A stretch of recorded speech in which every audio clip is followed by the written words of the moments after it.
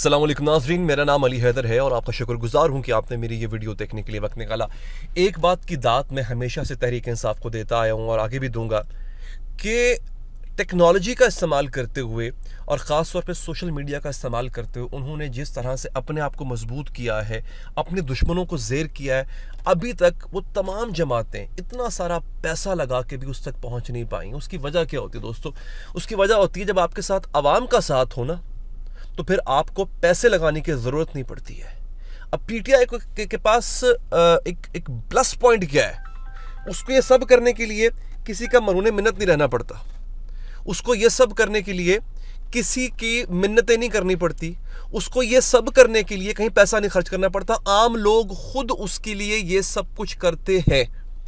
अब मैं आपको बताता हूं दोस्तों, इन्होंने किया क्या है। पीटीआई ने एक ऐसा डाटा इकट्ठा किया है और उस डाटा के मुताबिक उन्होंने एग्जैक्टली पिन पॉइंट कर दिया है कि कहां कहां धांधली हुई, किस तरह धांधली हुई, उसमें सबूत भी शामिल है। अब ये तमाम मामलात आपको पता है नाज़रीन, ये जाने हैं आगे इलेक्शन कमीशन में, अदालतों में मामलात जाने हैं। अदालत ने कहना सबूत लेके आओ। अब जो 8, 7, 8, 10 घंटे जितनी भी देर तक इलेक्शन कमीशन खामोश रहा, रिजल्ट नहीं आ रहे थे, इस पे उंगलियां उठी, पता चला जनाब जो जीत रहे थे वो अगली सुबह हार गए, जो हार रहे थे अगली सुबह जीत गए। ये है कयास, ये सबूत नहीं है। तो तहरीक इंसाफ को इस बात का पता था कि आगे चल के जो अदालती जंग होनी है ना, वहां पे प्रॉब्लम क्रिएट होना है। तो बेहतर तरीका यह है कि अभी से सबूत इकट्ठे करने शुरू कर दो। इन्होंने सबूत इकट्ठे करने शुरू कर दिए दोस्तों। अब मैं आपको बताता हूं कि सबूत हैं क्या, और मैं आपको जब बताऊंगा उसकी डिटेल नाज़रीन, तो ये बड़ा इंटरेस्टिंग हो जाएगा आपकी नाज़रीन। बड़ा इंटरेस्टिंग एक सिलसिला जो है वो आगे जो होने जा रहा है। हुआ क्या है दोस्तों, पीटीआई की जानिब से कौमी असम्बली की 170 नशिस्तों पर कामयाबी का दावा जो है वो किया गया। इलेक्शन कमीशन ने कहा कि नहीं जनाब, बिल्कुल सही हुए हैं इंतखाबात, कोई मसला नहीं है, ऑल इज वेल। अब पीटीआई ने किया क्या है? पीटीआई ने नाज़रीन ये किया कि उनके मुताबिक जो है उनके जो हिमायत याफ्ता उम्मीदवारान हैं वो 93 नशिस्तों पर कामयाब ठहरे थे। एक दिन के बाद पार्टी के रिजल्ट बदल गए, उम्मीदवारों के रिजल्ट बदल गए। उन्होंने कहा हमने डाटा इकट्ठा करना है, ये रहा डाटा, और जनाब ये हम आपके सामने डाटा रखने जा रहे हैं। डाटा है क्या, मैं आपको पढ़ के सुना रहा हूं दोस्तों। पंजाब के जिन हलकों की निशानदही तहरीक इंसाफ की जानिब से की गई है, इनमें रावलपिंडी डिवीजन के 11 नशिस्तें जो है वो शामिल है। ठीक है जी। और जनाब यहां पे एक और आपको मजे की बात बता दूं, बीबीसी ने भी एक रिपोर्ट मुरतब की है। बीबीसी की उस रिपोर्ट से भी तहरीक इंसाफ ने काफी फायदा हासिल किया दोस्तों। अच्छा, जिन हलकों में धांधली का दावा किया जा रहा है, इनमें से 29 यानी 29 पंजाब के हैं, 19 सिंध, जिनमें से 18 का ताल्लुक जो है वो कराची से है। कराची की 18 नशिस्तें जो कि एमकेएम जीती है, उन तमाम पे दावा है कि तहरीक इंसाफ जीती हुई थी, ये उनका दावा है। ठीक है जी, आगे बढ़ते हैं। 3 इस्लामाबाद से, और बाद में जो इस्लामाबाद से 3 नशिस्तें हैं उनका नोटिफिकेशन फिलहाल मुअत्तल हो गया, अदालत ने रोक लिया है। जो नून लीग के लोग जीते थे ना, उनका नोटिफिकेशन रुक गया हुआ है। 3 बलूचिस्तान, जबकि 1 खैबर पख्तूनख्वा में वाक़ है। अच्छा, अब आपको बताता हूँ हुआ क्या। रावलपिंडी का तो जो मसला है वो तो पहले ही हल होता नजर आ रहा है। भला कैसे? रावलपिंडी के कमिश्नर ने एक प्रेस कॉन्फ्रेंस कर दी, बयान दे दिया, कह दिया जनाब कि धांधली हुई और मैंने खुद करवाई है। अब वहां पे तो सूरत हाल काफी हद तक क्लियर हो चुकी हुई है। 11 नशिस्तें हैं जिन पर जो है वो धांधली होने का दावेदार है तहरीक इंसाफ, और इन्हीं 11 पर कमिश्नर रावलपिंडी बात कर चुका हुआ है कि हाँ भाई 70 हजार तक की लीड जो है यहाँ पे दिलवाई गई थी। अब नाजरीन, इसमें मैं आपको बताता हूं कि रावलपिंडी डिवीजन में जिन नशिस्तों पर धांधली का इल्जाम लगा है, इनमें जिला रावलपिंडी की तमाम 6 नशिस्तों के अलावा अटक की 2, जेहलुम की 1 और चकवाल की 2 नशिस्तें शामिल हैं। इन नशिस्तों के नताइज का अगर हम जायजा लें तो इन पर कामयाब होने वाले और हारने वाले उम्मीदवारों के दरमियान वोटों का फर्क औसतन, एवरेज बता रहा हूं, 10 से 11 हजार वोटों के दरमियान है। ताहम यहां मुस्तरद किए गए वोटों की तादाद अहमियत इख्तियार कर जाती है। एक लम्हे के लिए यहां पर रुकना है आपने, बहुत इंपॉर्टेंट चीज है दोस्तों। धांधली के अंदर एक तो मुबैना तौर पे ये चीज हुई ना कि इसके वोट उठा के उसके वोट उस हिस्से में डाल दिए, लेकिन जो सबसे बड़ा काम डला है वो डला है वोटों का मुस्तरद होना। वोटों को मुस्तरद किया गया है, ये एक बहुत इंपॉर्टेंट डेवलपमेंट नाजरीन हुई है।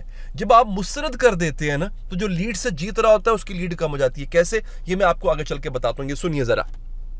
मिसाल के तौर पर NA 150 अटक, यहां से हारने वाली उम्मीदवार पीटीआई की हिमायत याफ्ता आजाद उम्मीदवार थी ईमान वसीम, जिन्हें कुल वोट पड़े 1,09,199, 1,09,189, जबकि नून लीग के मलिक सुहेल खान को वोट मिले 1,19,075, 1,19,075 वोट मिले। यूं मलिक सुहेल जो है उनको बढ़तरी हासिल है कितनी, 9,886 वोट्स की उनको बढ़तरी हासिल है। अब इलेक्शन कमीशन की जानिब से जारी जो फॉर्म 47 है उसके मुताबिक मुस्तरद शुदा वोटों की तादाद है 9,939, 9,939। यानी यहां पे क्या हुआ है, वोट मुस्तरद किए गए। अगर ये वोट मुस्तरद ना होते तो होता क्या, तो पीटीआई का जो उम्मीदवार है वो लीड से जीत चुका होता। आप समझ रहे हैं, जितनी लीड से नून लीग का उम्मीदवार जीत रहा है उतने ही वोट मुस्तरद है।